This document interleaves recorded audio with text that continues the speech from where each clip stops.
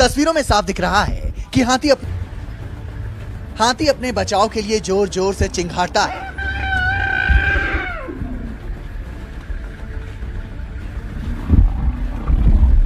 लेकिन आसपास कोई दूसरा हाथी नहीं था जो उसके बचाव में दौड़ पड़े।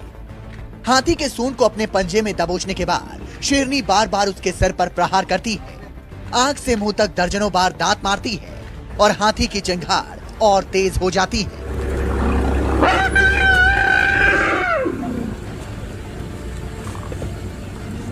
शुरुआत में हाथी को ऐसा लगता है कि वो शेरनी को एक ही झटके में पटक कर रौंद डालेगा, लेकिन जैसे जैसे वो शेरनी के शिकंजे में फंसता गया, मौत उसे करीब आती दिखने लगी और उसका हौसला जवाब देने लगा।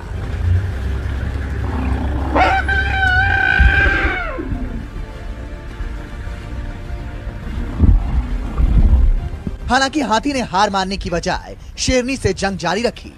गर्दन के आगे का पूरा हिस्सा शेरनी की गिरफ्त में था, लिहाजा वो पांव से शेरनी पर वार करने लगा और जान बचाने की जद्दोजहद में उसकी चिंगाड़ आसमान छेदने लगी।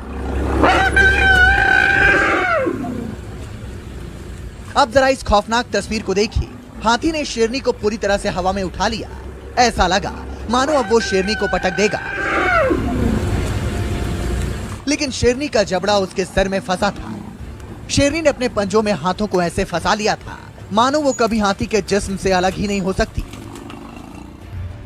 फेविकॉल की तरह हाथी के शरीर से चिपक गई थी शेरनी।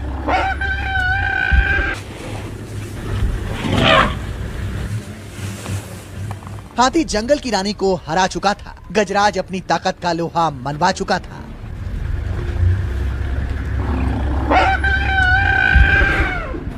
गजराज और शेरनी के बीच की इस मुठभेड़ को अपने कैमरे में कैद किया। हमें इस खौफनाक युद्ध को देखता रहा। माना जा रहा है कि शेरनी अपने शावकों के लिए भोजन जुटाने की कोशिश में निकली थी और ये हाथी भी अपने बच्चों के लिए चारे की तलाश में था। हाथी को हरे घास और पेड़ों की ताजा टहनियां चाहिए थी, तो शेरनी को सिर्फ और सिर्फ मांस और बच्चों का पेट भरने के चक्कर में ये महायुद्ध छिड़ गया। जिम्बाब्वे के हुआंग नेशनल पार्क में जब ये खतरनाक मुठभेड़ चल रही थी, तो वहीं महज 2 गज की दूरी पर 4-5 पर्यटक इस नजारे का लुत्फ उठा रहे थे।